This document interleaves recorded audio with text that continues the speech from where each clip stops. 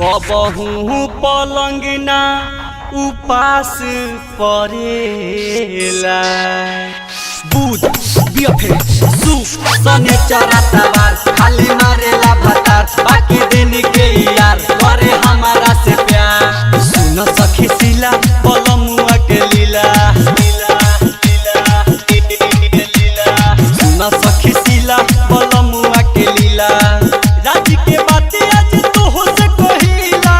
देवेला मजाइया कबहू पलंगना उपास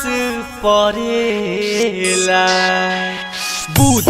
बियफे सुख सने चरातावार खाली मारेला भतार बाकी दिन के यार करे हमारा से प्यार। ललचा रिकॉर्डिंग स्टूडियो गोपालगंज।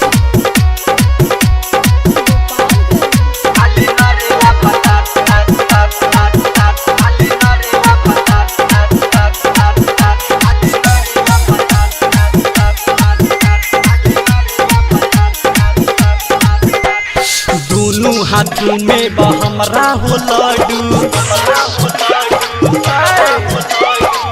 एगो के कीड़ा है एगो के कद्दू बुझाइला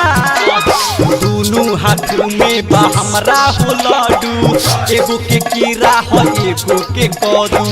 मांगेला छेना डोलावेला बिना मांगेला छेना डोलावेला बिना करे न टाइम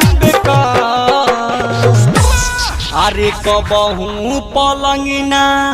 उपास परेला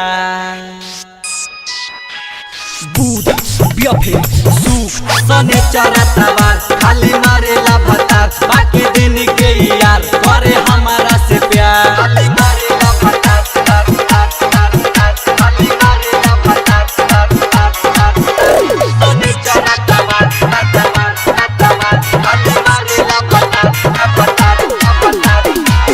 रिकॉर्डिंग स्टूडियो गोपालगंज।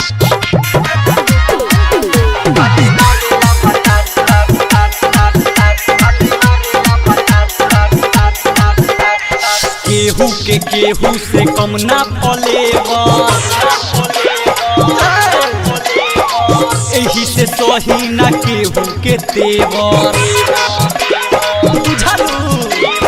केहू से केहू के कम ना फलेवर एही से सही ना केहू के तेवर बिटू विनायक सुमित द्विवेदी बिटू विनायक सुमित द्विवेदी हयारा मनमाइया